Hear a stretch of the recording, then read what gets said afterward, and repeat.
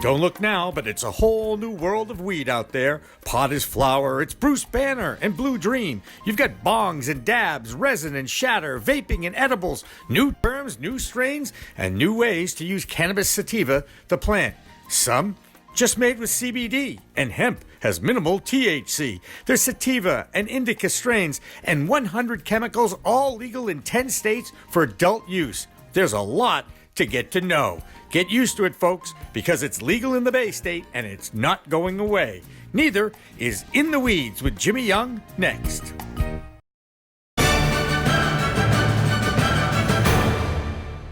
Revolutionary Clinics is just one of 49 medical cannabis dispensaries in Massachusetts, but there's a reason why it's one of the most popular. It's their patient-first philosophy. All day long, they teach, they educate, they communicate about this complicated plant called cannabis sativa. That's true whether you visit their Cambridge location in Fresh Pond at 110 Fawcett Street or at 67 Broadway in Somerville. Revolutionary Clinics, where the patient comes first. I am the founder of Pro Cannabis Media, Jimmy Young. I'm Curt with Cannabis.net. And I'm Dan McCarthy, Director of Communications, Cannapreneur Partners. There you go, Cannapreneur Partners. So Mike Scott tells a great story. He, of course, is one of the co-founders of Cannapreneur Partners. Anyway, it was a perfect time to play that story because we're talking about self-medication. We're talking about a family. Someone in your family needs help, and you're at wit's end. You don't know what to do. Traditional medicine is not working. So that's when a lot of people turn to cannabis to give it a shot for either the first time or first time since college back in the day. And a great example of that, right, Dan? And here he is now jumping in, and I really like the fact that Cannapreneur Partners is doing right by doing good. They really want to impact. I call it socially responsible capitalism. You know, profits with purpose is how we phrase it. Profits with purpose. Look, I mean, everybody can win in this industry. That's one of the best parts about. That's one of the really exciting parts, personally, about being in cannabis. This is something that really can change lives. All of the stuff aside about the whatever the promises of business acumen or medical breakthroughs and everything else, looking at it at the broadest painted strokes, right? I was listening to a fantastic podcast about a week or two ago. In the Weeds with Jimmy Young? That was one of them. Okay, sure. And then around that one was another one. I forget the guy's name. Anyway, I thought it was Mike Miller. I think it was Mike Miller. Mike Miller, okay. Anyway, it was talking about how, cannabis is a plant as an economic engine, as a medicine, as a way for kicks, as a way for enhancing one's life versus alcohol and most drugs, which are escape, right? Cannabis really is enhancement. It's the repositioning of former issues that, whether they are psychological, whether they're physical, there is a large spectrum of applications for this product. But on top of that, this is something that can be grown around the world. Think about it in terms of like how a lot of the global struggles in a geopolitical sense are being formed. It's really because people are without basic creature comforts, sometimes without even human comforts, living on the verge of the Stone Age, in wartime places, in the middle of the desert, in all places of the world. Cannabis can be grown all over the world. And you know what? If actual grows can be set up on the Gaza Strip, which they are, and you can have Israelis and Palestinians working in cultivation centers together. Like, look, at the end of the day, if you have a roof over your head, and this is, I'm paraphrasing from a podcast I heard, if you have a roof over your head, if you're providing for your family, if you're doing it in such a way, doing something you like, and something that is actually creating a mass benefit, both economically and medicinally, and in every other way that cannabis can benefit the world, really, then you're probably less likely to hate your neighbor. You're probably less likely to want to cause violence to somebody else, to have, some kind of systemic violence take root in your head and, prey on fears and insecurities and everything else that, leads to a lot of bad shifts in the culture. That's a very rosy, colored look at it all, but that's a reality. I mean, that's what we're dealing with here. We're dealing with the fact that this is something that is turning other people's lives around. Sometimes it's in a medicinal sense. A lot of times, and that's where where Cannapreneur Partners comes in, where a lot of the interest in the business of cannabis is coming in, is that there are people now that are either A, going to be trying to pull themselves out of the black market unless they want to stay in the black market because of regulatory delays, or like look at what's happening in California right now. I mean, their black market's more robust than ever because they've had a lot of different wonky issues in the mid-ground since legalization. But you know what? California is still a state in the Republic that has a greater GDP than I think like the country of France or something. You know what I mean? And they have the biggest legal market. These are the growing pains. These are the tectonic shifts that are happening while the entire industry settles underneath it. Yeah, one of the things I want to make sure, and I want to get this out here too, we all recognize that this plant has enhancements, has benefits, medicinal qualities, the whole 9 yards. But it can't cure everything. And I think that's one of the things that I'm already hearing from the anti-community saying, it's not a cure-all for everything, but it can change people's lives even in a small way.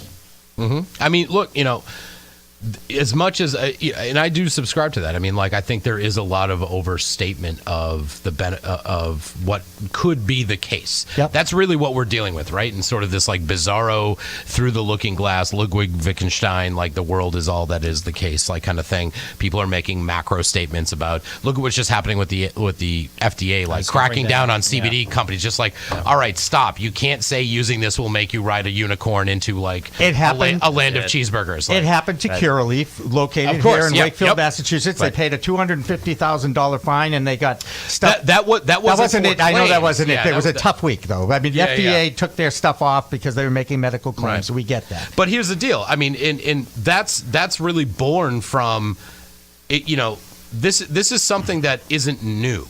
Like, that's one of the things that a lot of the public commentary really brought up. That was some of the things that the community really brought up in the early days as we move towards trying to pass Question 4, right? Mm-hmm. It's that, for every prohibitionist commentary or platform or political stance that would either cite some regurgitated bad junk science or outdated stigmata or some other gibberish that says that if you even touch the plant, then your head's going to cave in and your feet's going to fall off and it's going to weaken the resolve of our allies around the world and all this nonsense. Like, at the end of the day, we are at a place where there's enough critical mass coming where people are actually at a point of making too many good claims on it. Like, this is the reverse of cannabis in popular American culture for the last 65 years, right? And moreover, that to me is indicative of the fact that there are enough people being wowed by this. There are people that are legitimately having their lives change in very small ways, but are in the ways that are the most meaningful. Whether it's somebody with anxiety that tried full spectrum, plant-based, really well-made CBD oil for the first time, or the arthritic person that put the cream on, or whatever else, or the first time somebody tried CBD in conjunction with a little bit of THC for that entourage effect. The first time somebody tried a CBD cocktail that is non-alcoholic, terpene-rich with organic pressed terpenes, and now there's an entire other field of study going on with the entourage effect that has nothing to do with THC and CBD. It's how the actual terpenes, those essential oils that make not only cannabis but any plants, have their essence.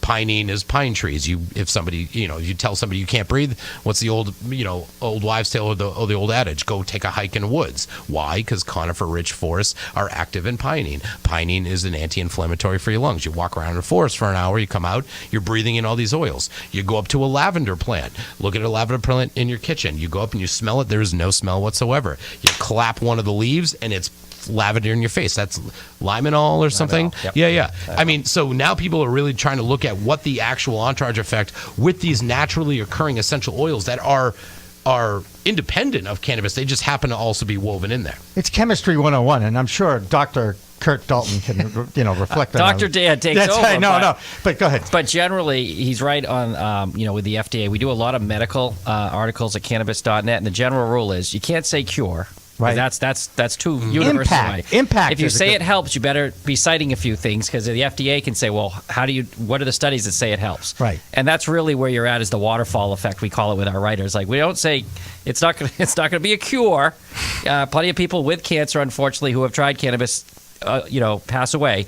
But we can say it helps with this, and if you say it helps, you better be citing something in your article. Yeah, and again, there's a ton of anecdotal evidence, and yet this plant has been studied more than any other plant that I know of, like 30,000 by the substance abuse community. They were looking for years for a reason why this plant isn't good.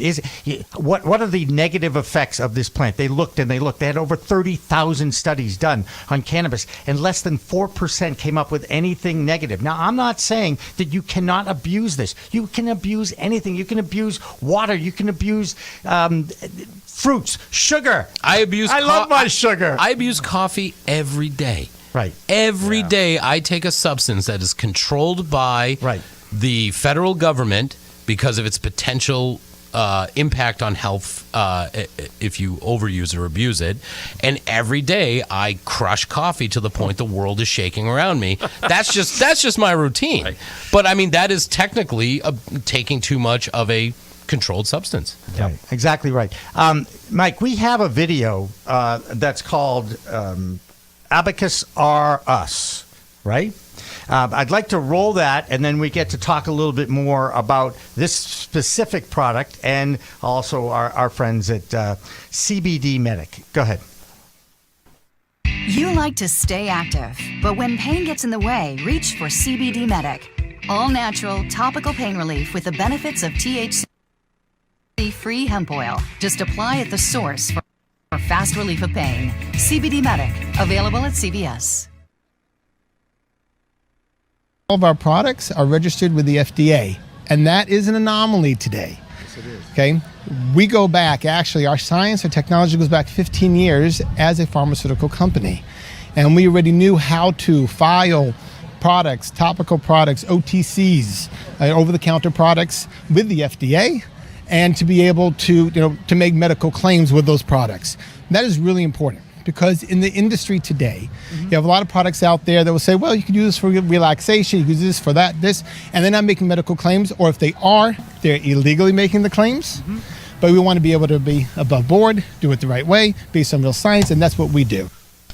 That is Perry Antelman, the CEO of CBD Medic and Abacus, and like Perry, he's a nice Jewish boy from Newton, as am I. Oh, boy. All right, and cited a lot of the research that comes out of Israel on this specific plant. And, it always amazes me at how a small nation can make such an impact on the world. And that was something I wanted to ask you. I mean, there's so much data and so much research that's come out of the Middle East and Israel and specifically, not only because, I mean, for a long time, their moves have been gigantic, right? They were the ones that, they have technology for precise dose cartridge, whole plant-based cannabis vaporization technology. Inhalers. That got a $12 million boost from Philip Morris 5 or 6 years ago, right? They're really constantly at the cutting edge. Besides what's lacking in federal research and data, I mean, you just must have access to so much, double placebo, peer-reviewed, anecdote, must have so much things that would just go right under the place that would constitute somebody going, oh, is that federal data? That's the one I trust. You just must have a mountain just underneath there. Yeah, most of our writers, and we do have some in Israel, will always have to cite those medical journals. Yeah. And Israel, for the listeners and the viewers that don't know, they are 25 years ahead in research than even the U.S. West Coast. They are doing, as Dan mentioned, there's an inhaler for very much looks just like an asthma. I think it's up to at least $20 million in funding. Exact dosage, that's stuff that we're Seek, right? Yes, yeah, that's I right. About that, yeah. We cover those kind of things in our startup spotlights. But just to see the science, I hope there is some agreement at some point between the U.S. and Israel on the sharing of information and this coming together on this particular subject of. They're 25 years ahead of us in their studies. We could learn so much. We're just starting at years 4. They're at 30. What are we about to find out? And why? Let's not waste time and money. Yeah, and then remembering that that's 25 actual years, and any 1 year in cannabis is 7 dog years, right? Yeah. So they're actually a generation ahead of us, basically, because they have such on research, specifically research. Yep. Absolutely. One of the big subjects that we really haven't touched on is the challenges that law enforcement are having recognizing operators driving vehicles under the influence of cannabis. And the problem is there's a ton of people out there that are not impaired when they drive under the influence of cannabis, and they actually can be more focused on the road. Now, I'm not saying go out and do 20 bong hits and then get behind the wheel of a car. Do not do that. That's stupid. Act like an adult. Like stop at 10. Right. Stop at 10. Stop at 1 because you only need one bong hit these days, right? I mean, the stuff is so powerful. Speak for yourself, Jimmy. Come on. Anyway, my point is I want to get your guys' feelings about what law enforcement's trying to do and how in the world are they ever going to figure out a way to test those that are behind the wheel of a car that are under the influence, by the way, not just of cannabis, but how are you going to test it if they're under the influence of Percocet or Adderall or any number of drugs that are already available over the counter and also by prescription? How are they ever going to do this, guys? Well, I know we've covered, I think, 3 of the startups that are trying to develop the standard that everyone accepts. And you're right, everyone's endocannabinoid system is different. It's not like alcohol where it's 2 beers for this one, 4 for this one. The problem they're having, law enforcement, is that no matter what system they pick, when the person challenges it in front of a judge, it falls apart. Right. Because it's just not the data. They say this isn't the same. And the judge goes, by law, boom, dismissed.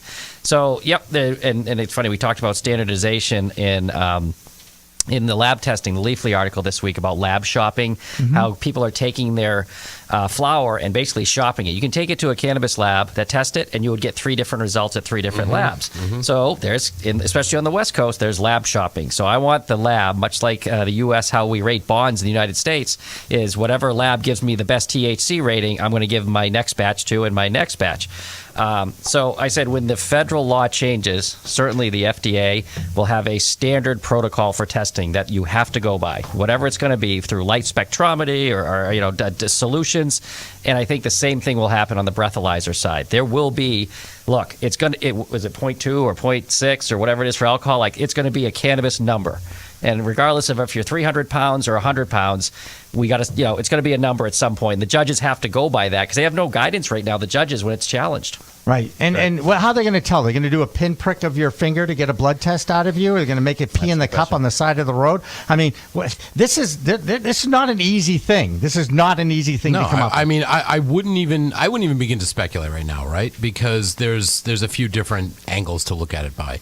Like, yeah, I mean, eventually fast forward on a long enough timeline, and it's eventually something's going to be set up. We have no idea what that looks like yet. We might not even speak the language that it's going to need to be spoken in right now. Cars might be driving themselves by that time. Yeah, but by that time, Then you can do 20 bog hits. That's good. They're good. Yeah, exactly. You're going to need that just to get into the car. Right. If Boston traffic continues on the way it is. That's right. That's another story. But yeah, look,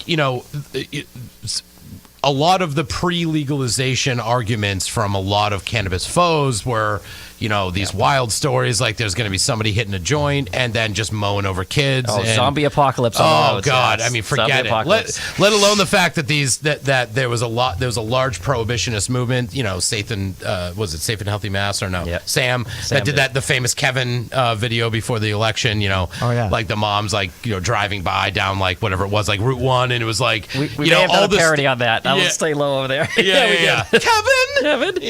Meanwhile, making it look like there was like weed brownies like in the window, like that's at a bakery. It was just ridiculous. Well, the best part of that too is Kevin comes out with a grocery bag, like a sack, like he's coming to Stop and Shop with about $4,000 worth of cannabis. He goes, Mom, and he's got like this huge bag, like it's trick or treat. I'm like, wow, that kid did well. That's a lot of weed, kid. He's like 8 coming out of that. He clearly was not paying the full tax on that because his mowing route wasn't going to do that.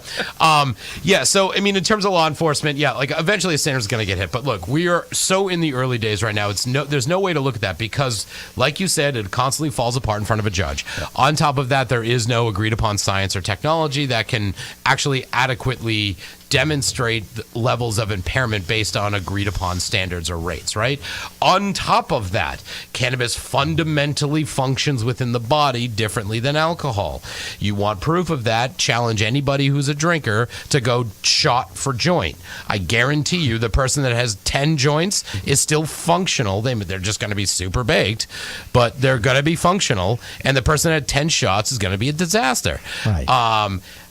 So it functions within the body differently. Then you get into all the other the little bits of details about body type, about tolerance. I mean, what I consume in an average day, to somebody that does not consume at all, that would be like, putting them in front of like a charging like African rhino, and they'll get mowed over, and that's just probably not the person to get behind a wheel. Having said that, cannabis on the roads isn't new. It's been around for years. People have been driving stoned on the roads for 30 years. And I'll tell you what, the people that I know that are stoned on the road, I'm not talking about a first-time user that rips a joint or hits a vape and suddenly gets behind the wheel of, their auntie's Tesla and goes careening off a bridge or whatever. I'm talking about somebody that's a daily user. They're using this as medicine as like anything else, or as a self-medication. I'll tell you what, I used to have terrible road rage. Now, I'm not going to admit on the air what I do or do not do before I get behind the wheel of the car, but I'll tell you what, I'm a pretty chill driver these days. Now you're good. Right. I am safe as hell. I mean, I get that nice sweet spot of like 8 to 12 miles over the speed limit, get the cruise control on, throw an album on. I don't have to worry about anything, that kind of stuff. But the reality is this, cannabis has been on the roadways for a long time. Now, look back at the data, whatever data is available. You will not find somebody that conclusively, like if some kind of horrific, fatal accident happened or something, or some other infraction of the law, when it involves driving on the road, they're really, the data is very low, if anything. But if there's cannabis in their system, it's typically in conjunction with other things. Yeah, right. Now, I have personally been on the road driving on 93, stuck by exit 18 outside of the tunnel like everybody else, going south, and just been in bumper-to-bumper traffic, and I've just seen people openly crack open a medicine bottle, must be Prozac, Lexapro, who knows what it is, take a little fistful of Skittles, knock them back, and just get ready for their trip down to Fall River. I've watched that. Now, if you can tell me that somebody would watch that and be like, that person's abusing drugs in the car, chances are it looks like a prescription bottle. Somebody might look like, I don't know, they're just taking their medicine. Right. It leaks into that. This all comes back to the stigma, right? When is mommy needs a glass of wine going to be just as acceptable as mommy needs a joint in the cultural parlance? That's acceptable. Woo, mommy's had a bad day, I need a glass of wine. You say that around somebody who's be like, mommy needs a joint. It's been a long day. Somebody be like, what did you just say? Right. That's going to change. That's that double standard. Right. And that's how that wraps up into the larger argument of everything from law enforcement and standards. So I got a question for you guys about punishment. If punishment is going to be set up to fit the crime, and if we both all recognize that we are certainly not going to sit here and say, have 10 bong rips and get behind the wheel of a car. We don't want you to do that. If you do something like that, you're putting yourself in danger and those around you. So we are not saying, get high and get behind the wheel of a car. Of course. Okay? I want to make sure I keep coming back to that. Mm-hmm. But maybe instead of an arrest for operating under the influence, there's a hefty fine.